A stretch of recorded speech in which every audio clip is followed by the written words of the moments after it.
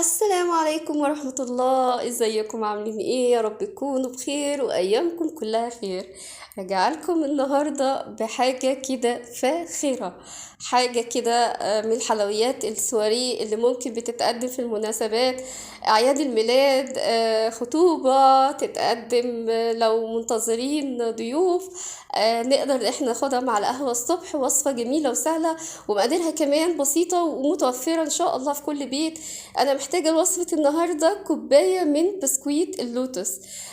ممكن تستبدلوا بسكويت اللوتس بأي بسكوت انتوا بتحبوه، بس يفضل يكون التست بتاعه جيد عشان يبقى حلو في الوصفة. انا حطيته في الكبة بتاعتي وفرمته كويس لحد ما نعم معايا بالشكل ده، وهنزل بيه في بولة جانبية كده. وبعدين هاجي بنص كوباية من الفول السوداني المحمص، وبأكد يكون متحمص. هفرمه برضو كويس قوي لحد ما ينعم معايا، وبعدين انزل بالخليط بتاعه على البسكويت اللي اتفرم، وهميكس الاتنين مع بعض لحد كده كويس. تمام. هنيجي بعد كده محتاجين الرابط ايه بقى؟ انا بحب جدا العسل، لانه مكون صحي جدا. بس اللي حابب مثلا يعمل بالكراميل كرابط يعمل، عايز نوتيلا يعمل، عايز يعمله بالشيرة او السيرم يعمل، كله تمام. المهم نوصل للنتيجة اللي احنا عايزينها. كده تمام. انا وصلت للخطوة اللي انا محتاجاها، ان انا لما اجمع الخليط واكبسه كده بايدي يتمسك مع بعض ويبقى كده كتلة واحدة، نقدر ان احنا نشكلها. تمام.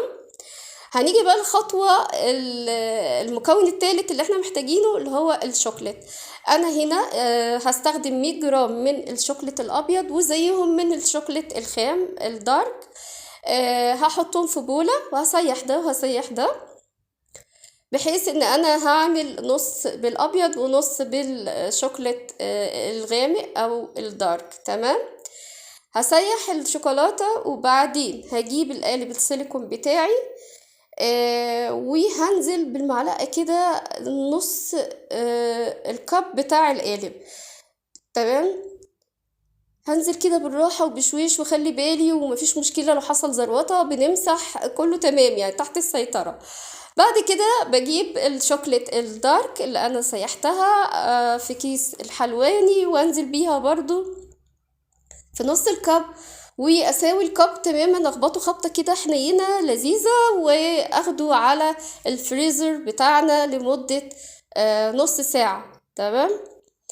لحد ما احس ان هو تماسك، انا كده تمام والخطوات بتاعتي ماشية حلوة قوي.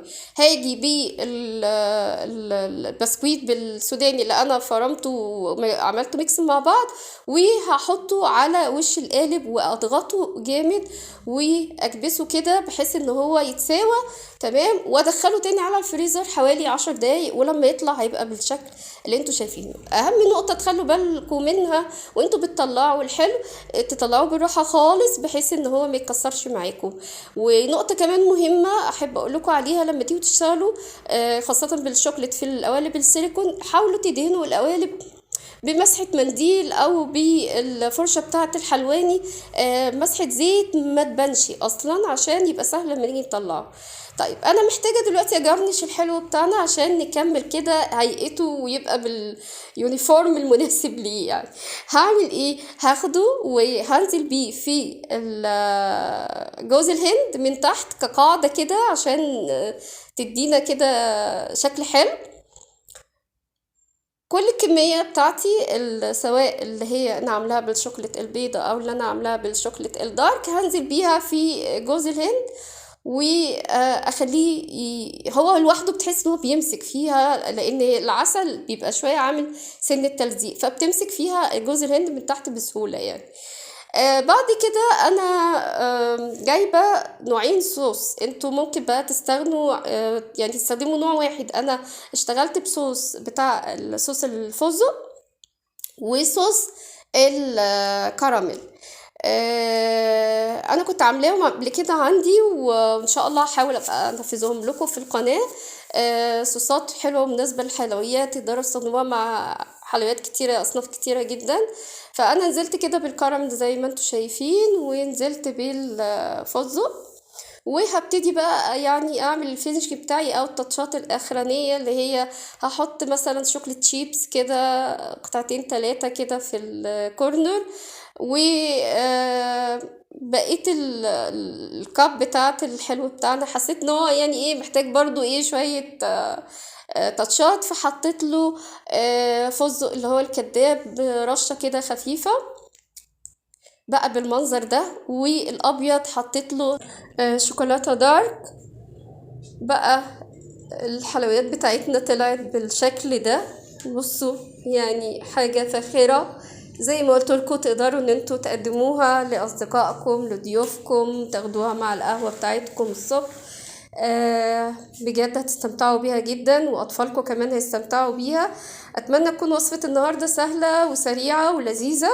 استنوني في وصفات تانية كتير ان شاء الله الفترة اللي جاية.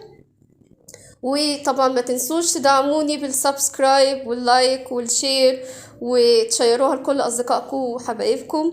واستنوني قريب إن شاء الله. والسلام عليكم.